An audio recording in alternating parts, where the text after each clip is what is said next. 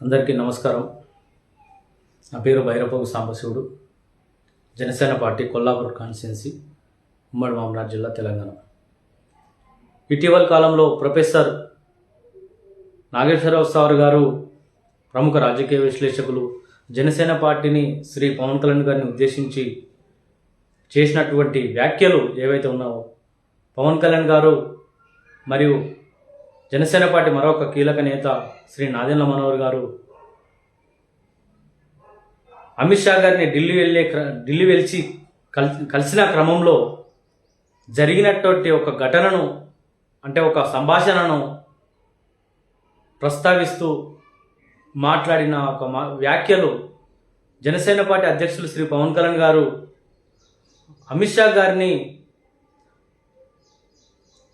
YS Jaganmohan Reddy గారి యొక్క arrest ప్రక్రియను ముందుకు తేవడం, వారిని అరెస్టు చేయడం, ఆ యొక్క ప్రక్రియను ముందుకు తీసుకెళ్లాలని పవన్ కళ్యాణ్ గారు అమిత్ షా గారిని కోరినట్లుగా, ఆ యొక్క విషయానికి వ్యతిరేకంగా అమిత్ షా గారు మాట్లాడుతూ, మన శాశ్వతమైన మిత్రులు చంద్రబాబు గారు కాదు, భవిష్యత్తులో మనకు జగన్మోహన్ రెడ్డి గారే, మీరు యొక్క అరెస్టు యొక్క ప్రక్రియను ఎక్కడ కూడా తీసుకురావద్దన్నట్లు ఒక తిట్టినట్లుగా ఈ యొక్క అంశాన్ని ప్రస్తావిస్తూ ఒక టీవీ డిబేట్లో ప్రముఖ రాజకీయ విశ్లేషకులు నాగేశ్వరరావు సార్ గారు చేసినటువంటి వ్యాఖ్యలను తీవ్రంగా ఖండిస్తూ జనసేన పార్టీ నాయకులు, కార్యకర్తలు, పవన్ కళ్యాణ్ గారి అభిమానులు సోషల్ మీడియా ద్వారా లేకపోతే వివిధ మాధ్యమాల ద్వారా, టీవీ డిబేట్ల ద్వారా మాట్లాడడం జరుగుతుంది. ఇది ప్రజాస్వామ్యాన్ని కూని చేసే ఒక ఘటనగా, ప్రజాస్వామ్య విలువలకు వ్యతిరేకంగా జరుగుతున్న ఘటనగా, రాజ్యాంగ విలువలను తుంగలో చేస్తున్నట్టు ఘటనగా ప్రొఫెసర్ కాసిం సార్ గారు ఈరోజు ఒక వీడియో పెట్టడం జరిగింది. అంటే నాగేశ్వరరావు సార్ గారికి అనుకూలంగా ఆయన మాట్లాడే స్వేచ్ఛ ఉంది, ఆయన తన అభిప్రాయాన్ని చెప్పగల స్వేచ్ఛ రాజ్యాంగం కల్పించిన హక్కుగా ప్రస్తావిస్తూ మాట్లాడడం జరిగింది. అలాగే ఆయన నాగేశ్వరరావు సార్ గారిని మాట్లాడిన వ్యాఖ్యలను వ్యక్తిత్వ హననంగా ఆయన భావిస్తూ ఉన్నట్లు నాకు అనిపించింది. నేను ప్రొఫెసర్ కాసిం సార్ గారిని అడగదలుచుకున్న ఒక ప్రశ్న. సార్, ఇదే రాజ్యాంగ వ్యవస్థ, ఇదే ప్రజాస్వామ్యం జనసేన పార్టీకి, పవన్ కళ్యాణ్ గారికి వర్తించదా? ఇదే వ్యక్తిత్వ హననం ఇది జనసేన పార్టీ పవన్ కళ్యాణ్ గారికి వర్తించదా? ప్రజాస్వామ్య విలువలు అని మాట్లాడుతున్నారు, ఇవన్నీ జనసేన పార్టీకి, పవన్ కళ్యాణ్ గారికి వర్తించదా? జనసేన పార్టీ భారతదేశంలో ఒక పార్టీ కాదా? ఈ తెలుగు రాష్ట్రాలలో ఒక పార్టీ కాదా? భారత రాజ్యాంగానికి అనుగుణంగానే పార్టీ నిర్మించిన పార్టీ కాదా? ప్రజాస్వామ్యబద్ధంగా పోరాటం చేస్తున్న పార్టీ కాదా? నాయకుడు కాదా? మీరు మాట్లాడి ఎలాంటి ఆధారాలు లేని ఆరోపణలు చేస్తే ఇది ప్రజాస్వామ్యాన్ని మీరు అంటున్నారు. మీరు మాట్లాడింది తప్పు అని, మీ యొక్క మాటలను మేము ఖండించొద్దు అని రాజ్యాంగం ఏమైనా ఉందా? ఒక మేధావులుగా చెప్పుకుంటున్నాం. కొంతమంది ఇలాంటి వ్యాఖ్యలు చేస్తే దానికి ఒక పార్టీ వ్యవస్థలో వేలాది మంది, లక్షలాది మంది కార్యకర్తలు ఉంటారు, నాయకులు ఉంటారు, వాళ్ళు స్పందించొద్దా? ఇది ఒక మేధావి వర్గం మీద జరుగుతున్న దాడిగా మీరు అభివర్ణిస్తున్నారు. ఇదే ఒక పవన్ కళ్యాణ్ గారి తెలుగు నేల మీద 2 తెలుగు రాష్ట్ర ప్రజల కోసం, తెలంగాణ, ఆంధ్రప్రదేశ్, భారతదేశ సుస్థిరత కోసం ఒక బలమైన గలంగా, ఒక నాయకుడుగా, ఒక వ్యక్తిగా, ఈ ప్రజాస్వామ్యాన్ని కాపాడే వ్యక్తిగా, ఈ రాజ్యాంగ విలువలను కాపాడే వ్యక్తిగా అనేక పోరాటాలు చేస్తూ ఆయన శక్తి మేరకు అనేక వనరులున్న ఒక సినిమా హీరోగా 100 కోట్లు సంపాదించే అవకాశం ఉన్న, ఇవి కాదు, నేను ఈ సమాజం కోసం ఎంతో అంత కృషి చేయాలని పనిచేస్తున్న పవన్ కళ్యాణ్ గారు, ఈ రాజ్యాంగానికి, పవన్ కళ్యాణ్కి వర్తించదా ఈ రాజ్యాంగ విలువలు? అంటే కొంతమందికి మాత్రమే ఈ రాజ్యాంగం వర్తిస్తుందా? ఇదేనా ప్రజాస్వామ్యం? ఇదేనా మన రాజ్యాంగం ఇచ్చే హక్కులు? లేకపోతే రాజ్యాంగ హక్కులను, ఒక భావ ప్రకటన స్వేచ్ఛను కొంతమందికి మాత్రమే రాజ్యాంగం ఇచ్చిందా? ఇవన్నీ మీరు తెలియనివా? మీకు తెలియని మేము అనుకోవాలా? ఏ పార్టీలైనా, ఎక్కడ పార్టీ పెట్టినా, ఎక్కడ రాజకీయ అధికారంలో ఉన్నా, మన భారతదేశ వ్యాప్తంగా ప్రతి ఒక్కరికి రాజ్యాంగ హక్కులు ఉంటాయని మీరు అందరికీ తెలుసు కదా సార్. అంటే నాగేశ్వరరావు సార్ గారు చేసిన ఒక ఆరోపణలు మీరు సమర్థిస్తారా? ఎలాంటి ఆధారాలు లేకుండా మాట్లాడడం ఇది సరైన పద్ధతేనా? ఇది రాజకీయ విలువలను, ప్రజాస్వామ్య విలువలను కాపాడే యొక్క అంశమేనా? ఏం మాట్లాడారు ఒక పార్టీ అధ్యక్షుడు, ఒక రాష్ట్రానికి ఉప ముఖ్యమంత్రి వర్యులు, 2 తెలుగు రాష్ట్రాల్లో లక్షలాది కార్యకర్తలు కలిగిన ఒక బలమైన భావజాలం కలిగిన ఒక నాయకుడు శ్రీ పవన్ కళ్యాణ్ గారు. అలాంటి నాయకుడిని తక్కువ చేస్తూ, అలాంటి నాయకుడు నాయకత్వాన్ని తగ్గిస్తూ హేళన చేసినట్లుగా మాట్లాడడం ఇది కూడా ఎంతవరకు కరెక్టు? ఇది ఎక్కడి ప్రజాస్వామ్యం? ఇదెక్కడి రాజ్యాంగ విలువలు? ఇదెక్కడి వ్యక్తిత్వానం? చెప్పండి. పవన్ కళ్యాణ్ గారిని మీరు ఈ యొక్క మీరు చేసిన వీడియోలో, మీరు మాట్లాడిన మాటల్లో ఎక్కడ కూడా నాగేశ్వరరావు గారు చేసిన ఆధారాలు లేని ఆరోపణల గురించి మీరు ఎక్కడ కూడా ప్రస్తావించలేదు. నాగేశ్వరరావు గారు ఎంతో వదులుకున్నారు, డబ్బు కోసం పనిచేసే వ్యక్తి కాదు అని మీరు అంటున్నారు. ఇదే పవన్ కళ్యాణ్ గారు 100 కోట్లు సంవత్సరానికి, ఇంకా అంతకంటే ఎక్కువగా సంపాదించే అవకాశాలు ఉన్నా అవి ఎక్కడ కూడా అయినా ఒక చిన్న స్థాయిలో చూసి ప్రజలకు నిలబడడం, ప్రజల కష్టాల కోసం నిలబడడం, బడుగు బలహీన వర్గాల ప్రజల కోసం నిలబడడం, ఈ భారతదేశంలో తన శక్తి మేరకు ఈ ప్రజా సమస్యలు పరిష్కరించే దిశగా, లేకపోతే 2 తెలుగు రాష్ట్రాల ప్రజల్లో సమస్యలను పరిష్కరించే దిశగా ముందుకెళ్లడమే నిజమైన జీవితం అని నమ్మి, సినిమా ఎంతో గొప్ప జీవితం ఉన్న ఆ సినిమా జీవితం నుంచి, సినిమా ఇండస్ట్రీ నుంచి పక్కకు వచ్చి, అంటే పక్కకంటే ఆయన సినిమాలు చేస్తుంది కూడా కేవలం ఈ పార్టీని నడపడం కోసం. తన అనేక మంది ఈరోజు డిప్యూటీ సీఎంగా ఉన్న లక్షలాది రూపాయలు తన సొంత నిధులను, సొంత డబ్బులను చాలామందికి, పేదలకు, అవసరమైన వాళ్ళకు డబ్బులు సాయం చేస్తూ ఉన్న వ్యక్తి శ్రీ పవన్ కళ్యాణ్ గారు. అధికారంలో ఉన్న ఈ తెలుగు నేల మీద 2 తెలుగు రాష్ట్రాల్లో ఒక్క నాయకుని చూపించండి. లక్షలాది రూపాయలు అధికారంలో ఉన్నా కూడా పంచే వ్యక్తి ఎవరున్నారో చూపించండి. ఏ ముఖ్యమంత్రులు ఉన్నారో చూపించండి. ఏ మాజీ ముఖ్యమంత్రులు ఉన్నారో చూపించండి. అంటే రాజ్యాంగ విలువలు కొంతమందికే వర్తిస్తాయి సార్, అందరికీ వర్తించదా? కంపల్సరీగా మేము దీన్ని ప్రశ్నిస్తాం, మాట్లాడతాం. ప్రొఫెసర్ నాగేశ్వరరావు సార్ గారు మేము మేధావి అని, ఆయన ఒక అజ్ఞానాన్ని మేము మాట్లాడలేదు, ఆయన మీద రెస్పెక్ట్ తోటే మాట్లాడినాం. ఆయనను గౌరవించే మా అధ్యక్షునితో సహా అందరూ కూడా ఆయనను గౌరవించే మాట్లాడారు. కానీ ఆయన మాట్లాడిన మాటలు, ఆధారం లేని మాటల గురించి మీరు కూడా మాట్లాడాలి. ఎందుకు ఒక పార్టీని డిగ్రేడ్ చేస్తూ ఒక నాయకత్వాన్ని, పవన్ కళ్యాణ్ గారు ఒక లక్షలాది మంది నాయకత్వం, లక్షలాది మంది పార్టీ కార్యకర్తలు కలిగిన ఒక బలమైన నాయకుడిని, ఒక బలమైన పార్టీని, ఒక బలమైన పార్టీ అధ్యక్షుడిని శ్రీ పవన్ కళ్యాణ్ గారిని తక్కువ చేసి మాట్లాడడం, ఆ పార్టీ కార్యకర్తలుగా, నాయకులుగా, ఆ యొక్క నాయకుడి బాటలు నడుస్తున్న మేము ఎవరు కూడా దీన్ని సహించం. మీరు ఏదైనా ఆధారాలు తీసుకొని మాట్లాడితే మేము దాన్ని సమర్థిస్తాం.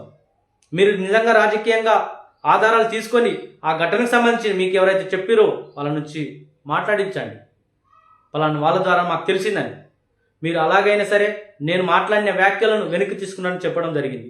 సంతోషం. నాగేశ్వరరావు సార్ గారికి ఆ వెనక్కి తీసుకున్న సందర్భంలో పార్టీ కూడా మాకు క్లియర్గా ఈ విషయాన్ని ఇంతటితో వదిలేయమని చెప్పింది. కానీ కేసులు అన్నీ ప్రజాస్వామ్యబద్ధం కదా సార్? అంటే దాడులు చేసే నాయకులను మీరు సమర్థిస్తారా? ప్రజాస్వామ్యబద్ధంగా ఒక పోలీస్ స్టేషన్కి వెళ్ళి, ఇది కంపల్సరీ ప్రజాస్వామ్య దేశంలో ఈ రాజ్యాంగం ఉన్న క్రమంలో వెళ్ళి కంప్లైంట్ చేయడం అదేం నేరమా సార్? అదైతే నేరం కాదు కదా. ఇంటికి వెళ్ళి దాడి చేయడమో, లేకపోతే ఇలాంటి ఒక వ్యక్తిగత దూషణలు చేయడమో ఇది కదా దాడి ఉంటారు. వ్యక్తిగత దూషణలు పవన్ కళ్యాణ్ గారికి రాజ్యాంగ విలువలు కనపడవా? పవన్ కళ్యాణ్ గారికి ఉండవా? అంటే వేరే ఒక మేధావి వర్గంలో ఉన్న వాళ్ళకి మాత్రమే రాజ్యాంగ విలువలు ఉంటాయా? ఇదేనా రాజ్యాంగం? మీరే అనేక సందర్భాల్లో చెప్తారు, రాజ్యాంగాన్ని కాపాడాలి, దేశాన్ని రక్షించాలి, బడుగు బలహీన వర్గాల ప్రజల కోసం మనం పనిచేయాలని మీరే చెప్తూ ఉంటారు యువతకు. మేము కూడా దాన్ని ఆదర్శంగానే తీసుకున్న వ్యక్తులం. మిమ్మల్ని మీ యొక్క ఆలోచనలన్నా, మీ సిద్ధాంతాలన్నా, మీరు మాట్లాడే స్పీచ్లన్నా మేము ఎంతో గౌరవిస్తాం, మిమ్మల్ని ఎంతో ప్రేమిస్తాం. ఇప్పుడు కూడా మిమ్మల్ని మేము అగౌరవపరచట్లేదు. మీరంటే చాలా రెస్పెక్ట్, మీరంటే చాలా గౌరవం సార్. కానీ మీరు ఒక వ్యక్తికి, ఒక నాగేశ్వరరావు సార్ గారే ఒక గొప్ప వ్యక్తులుగా మేము ఆయన కంపల్సరీ డెఫినెట్లీ మేము ఆయన గొప్ప వ్యక్తిగా భావిస్తాం. కానీ ఒక ఆధారాలు లేని ఆరోపణలు చేయడం ఇది ఎంతవరకు కరెక్ట్? ఒక పార్టీ ఒక పార్టీని ఉద్దేశిస్తూ, ఒక పార్టీ నాయకుని ఉద్దేశిస్తూ. అంటే పవన్ కళ్యాణ్ గారు ఒక బలమైన నాయకుడు కాదు, ఒక బలహీనమైన నాయకత్వం పవన్ కళ్యాణ్ గారిదని చెప్పాలనుకున్నారా నాగేశ్వరరావు గారు? మరి ఎవరు బలవంతులు అని చెప్పాలనుకున్నాడు? ఇవన్నీ సార్ మీకు తెలియని కాదు. కంపల్సరీగా ప్రజాస్వామ్యం అన్నది భారతదేశంలో ఉన్న ప్రతి ఒక్కరికి వర్తిస్తుంది. రాజ్యాంగ విలువలు ప్రతి ఒక్కరికి వర్తిస్తాయి. ప్రతి ఒక్కరికి భావ ప్రకటన స్వేచ్ఛ ఉంటుంది. మీరు ఒక ఆధారం లేని ఆరోపణలు చేసినా అదే భావ ప్రకటన స్వేచ్ఛతో మేము మాట్లాడతాం. అది మాకు కూడా ఉంటుందని మీరు అందరూ గుర్తించాలి. ఈరోజు పవన్ కళ్యాణ్ గారు కోట్లాది రూపాయలు వచ్చే ఒక అవకాశం ఉన్నా ఆ డబ్బులు, ఆ సినిమాను కూడా ప్రజల కోసమే చేస్తున్నాడు. ఒక రాజకీయ వ్యవస్థను నిర్మించడంలో బడుగు బలైన వర్గాలు, ఒక ఎస్సీ ఎస్టీ బీసీ మైనారిటీ ప్రజలను, యువతని, ముఖ్యంగా మహిళలని ముందుకు నడిపిస్తూ ఉన్నాడు. ఇది మీరు గమనించాలి. ఈరోజు అధికారంలో తెలంగాణలో పవన్ కళ్యాణ్ గారు క్రియాశీలకంగా ఉండకపోవచ్చు, కానీ అనేక పోరాటాలు ఇక్కడ తెలంగాణ రాష్ట్ర నాయకత్వం అనేక సమస్యల మీద ఒక నిబద్ధతతోటి, ఒక ఐడియాలజీ ప్రకారం మేము పనిచేస్తాం. హడావిడి సోషల్ మీడియాలో లేకపోతే మీడియా ముందు ఒక 100 మంది 200 మంది వచ్చి మేము హడావిడి చేసి ఆ సమస్యను వదిలిపెట్టి వెళ్ళే రకంగా. ఇదే యురేనియం గురించి తెలంగాణలో శ్రీ పవన్ కళ్యాణ్ గారు అఖిలపక్ష సమావేశం ఏర్పాటు చేయగానే అప్పుడున్న కేసీఆర్ నియంతలాగా ఎవరు చెప్పినా మీలాంటి వాళ్ళ మీద కూడా ఉక్కు పాదం మోపిన కేసీఆర్ గారిని ఒకే ఒక అఖిలపక్ష సమావేశంతో అసెంబ్లీలో మేము యురేనియం తవ్వకాలకు ఎక్కడ కూడా పర్మిషన్ ఇవ్వట్లేదు అని, అదే మన నగర్ కర్నూలు జిల్లాలో, మన నల్లమలో, మన జిల్లానే, మీది మనది ఆ జిల్లాకే వర్తిస్తుంది కాబట్టి నేను చెప్తా ఉన్నాను. మనం ఆ జిల్లాకు సంబంధించిన వ్యక్తులుగా ఆ రోజు పవన్ కళ్యాణ్ గారే గాన ఆ నిర్ణయం తీసుకోపోయింటే ఈరోజు ఆ పరిస్థితులు వేరే ఉండేవి. ఇదే ఆదిలాబాద్ అంటున్నారు. ఇదే ఆదిలాబాద్లో పుట్టిన వ్యక్తి మన ప్రొఫెసర్ నాగేశ్వరరావు గారు ఎంతో మేధావిగా ఆయన అంటున్నాం. అదే ఆదిలాబాద్ తాండాలో 2007-8 సంవత్సరంలో ప్రజారాజ్యం పార్టీ కీలకంగా తిరుగుతున్న క్రమంలో అక్కడ ఒక తాండాలో నీళ్లు లేక వాళ్ళు ఇబ్బందులు పడుతుంటే ఆ కాలంలో సొంత నిధులు, అధికారంలో లేకున్నా ఒక సొంత నిధులు తనతో ఉన్న నిధులతోటి అక్కడ బోర్ వేయించారు. ఇప్పటికీ ఆ బోర్ నడుస్తుంది. పవన్ కళ్యాణ్ గారు ఇదే తెలంగాణలో వరదలు వచ్చినప్పుడు, ఇదే కరోనా సమయంలో తెలంగాణ రాష్ట్ర ప్రభుత్వానికి ప్రజల కోసం కోట్ల రూపాయల డొనేషన్ చేసిన వ్యక్తి శ్రీ పవన్ కళ్యాణ్ గారు. పవన్ కళ్యాణ్ గారు ఒక ప్రాంతానికి సంబంధించిన వ్యక్తి కాదు, ఒక భారతదేశాన్ని ఒక గొప్ప నాయకత్వాన్ని, ఒక భవిష్యత్తు తరాల కోసం, భవిష్యత్తు ఫ్యూచర్ ఒక 20-30 సంవత్సరాల్లో జనసేన పార్టీ లీడర్లే ఈ భారతదేశంలో మరియు 2 తెలుగు రాష్ట్రాల్లో ఉండబోతున్నారు. ఇది సత్యం సార్. ఇదన్నీ మీరు గమనించాలి.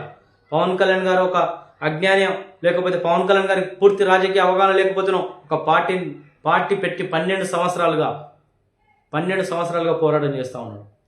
ఎంత భావజాలం కలిగితే, ఎన్ని గొప్ప ఆలోచనలు, ఎంత గొప్ప సిద్ధాంతాలు కలిగి ఉంటే ఆయన పార్టీని ముందుకు తీసుకెళ్తాడో మీకు ఇవన్నీ గ్రహించాలి. ఇదే మహనీయుల ఆలోచన విధానం కోసం పవన్ కళ్యాణ్ గారు నిత్యం చెప్తూ ఉంటాడు. నారాయణ గురు, అంబేద్కర్, పూలే, కాన్సీరామ్ గారి గురించి కూడా ప్రతి సందర్భంలో ప్రస్తావిస్తూ ఉంటాడు. వాళ్ళని ఆదర్శంగా తీసుకొని రాజకీయాల్లోకి వచ్చిన వ్యక్తి పవన్ కళ్యాణ్ గారు. ఒక భగత్ సింగ్ కానీ, ఒక నేతాజీ సుభాష్ చంద్రబోస్ కానీ, కొమరం భీమ్ కానీ, చాకలి ఐలమ్మ గురించి కానీ, ఇలాగా అనేక మంది ఆదర్శంగా పవన్ కళ్యాణ్ గారు తీసుకొని రాజకీయాలకు ముందుకెళ్తున్నాడు. ఇదే గద్దరన్న, ఎంతో ప్రేమించే గద్దరన్న, ఒకరిపైన ఒకరికి ఎంతో ప్రేమ కలిగిన, ఒకరి మీద ఒకరు ప్రేమ చూపించుకుంటే అదే గద్దరన్న కూడా ఎక్కడ కూడా పవన్ కళ్యాణ్ గారిని ఆయన జీవితంలో ఎక్కడ కూడా తక్కువ చేసి మాట్లాడలేదు. ఇదే ఇప్పుడు తెలంగాణ ప్రభుత్వం గద్దరన్నను మోస్తుంది కదా, ఇదే గద్దరన్నను అనేక సందర్భాల్లో ఆయన కష్ట సుఖాల్లో పాలు పంచుకున్నాడని గద్దరన్నని అనేక టీవీ మీడియాల్లో ప్రస్తావించిన వ్యక్తి గద్దరన్న గారు. అలాంటి వ్యక్తి, అలాంటి సిద్ధాంతాలు కలిగిన వ్యక్తి, ప్రజా సమస్యల మీద కొట్లాడే వ్యక్తుల పక్షాన శ్రీ పవన్ కళ్యాణ్ గారు ఎప్పుడూ ఉంటారు. రాజకీయ విశ్లేషకులుగా లేకపోతే మేధావులుగా ప్రతి ఒక్కరిని గౌరవిస్తాడు. కానీ ఆ యొక్క మంచితనాన్ని మీరు చేతగానితనంగా మీరు తీసుకోవద్దు ఎవరైనా సరే. కానీ ఇలాంటి విషయాలు కూడా కాశీం సార్ గారు దృష్టిలో పెట్టుకోవాలి. కాశీం సార్ గారు ఎంతో ఉన్నత ఆలోచనలు కలిగిన వ్యక్తి. కాసిం సార్ గారు ఆర్ట్స్ కాలేజ్ ప్రిన్సిపల్గా కావడం మేమెంతో గౌరవంగా భావిస్తాం. ఆయన అలాంటి వ్యక్తికి ఆర్ట్స్ కాలేజ్కి ప్రిన్సిపల్గా ఉండడం ఎంతో ఆర్ట్స్ కాలేజ్ చేసుకున్న పుణ్యంగా మేము భావిస్తాం.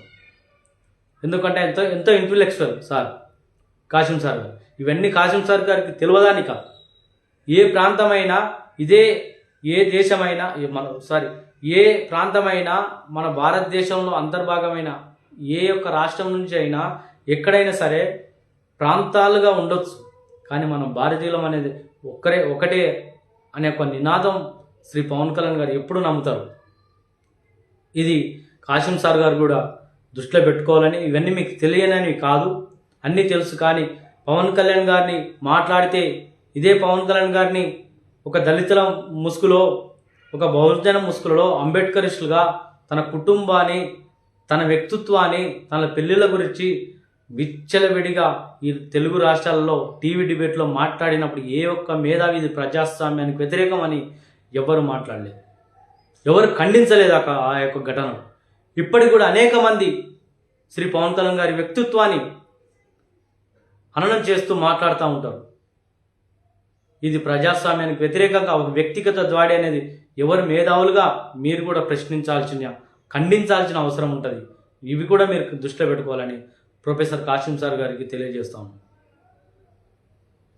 జనసేన పార్టీ 2014 స్థాపించినప్పటి నుంచి ఆయన ఇప్పటి వరకు పోరాటం చేస్తున్నాడంటే ఒక మధ్యతరగతి కుటుంబీకులకు సంబంధించిన ఒక ఎస్సీ, ఎస్టీ, బీసీ, మైనారిటీ, ఒక పేద వర్గాల అగ్రవర్ణాల్లో ఉన్న పేదల నాయకత్వాన్ని, అలాంటి వ్యక్తులను, మాలాంటి వాళ్ళను ఒక నాయకులుగా తీర్చిదిద్దే క్రమంలో పవన్ కళ్యాణ్ గారు ఒక గొప్ప వేదికను సృష్టిస్తూ ఉన్నాడు. దీని మీరందరూ గ్రహించాలి. పవన్ కళ్యాణ్ గారు అనుకుంటే ఇదే తెలంగాణలో చాలామంది పెద్ద పెద్ద నాయకులు, చాలామంది వేరే ఇతర పార్టీలో ఉన్న వాళ్ళు కూడా పవన్ కళ్యాణ్ గారు ఒక పార్టీలో చేరడానికి, ఆయన పిలుపు మేరకు పనిచేయడానికి కూడా సిద్ధంగా ఉన్నారు. కానీ పవన్ కళ్యాణ్ గారు ఒక కొత్త తరాన్ని రాజకీయాల్లోకి తీసుకురావాలని, ఒక పేద వర్గాల నుంచే నాయకత్వం వస్తేనే అప్పుడే ఈ సమాజంలో అసమానతలు కొంత పోవడానికి ఆస్కారం ఉందని నమ్మిన వ్యక్తి శ్రీ పవన్ కళ్యాణ్ గారు. అలాంటి వ్యక్తిని ఒక తక్కువ స్థాయి ఒక అమిత్ షా, ఒక హోంశాఖ మంత్రి దగ్గర మాట్లాడుతున్న ఒక వ్యక్తి తిట్టింది అంటే ఒక నాయకుడిగా ఆయనను తక్కువ చేయడం కోసమే ఈ యొక్క వ్యాఖ్యలు నాగేశ్వరరావు గారు చేసిరో తెలియదు. కానీ ఆయన బయట పెట్టాల్సిన అవసరం ఉండే, కానీ ఆ మాటలు వెనక్కి తీసుకొని మేము దాన్ని కూడా వదిలేసినాం. అంటే ఒక మాట మాట్లాడి, సంబంధం లేని మాటలు మాట్లాడి, ఆధారాలు లేని మాటలు మాట్లాడి ఒక ఏదో ఉగ్రత వాతావరణాన్ని కల్పించి మళ్ళీ మాది పవన్ కళ్యాణ్ గారి మీదకి తీసుకెళ్తా అంటే మేము దానికి అనుకూలంగా లేము, దాన్ని ఎక్కడికక్కడ ఖండిస్తామని ఈ సందర్భంగా ప్రొఫెసర్ కాసిం సార్ గారికి మనస్ఫూర్తిగా జేబీఎంలు తెలుపుతూ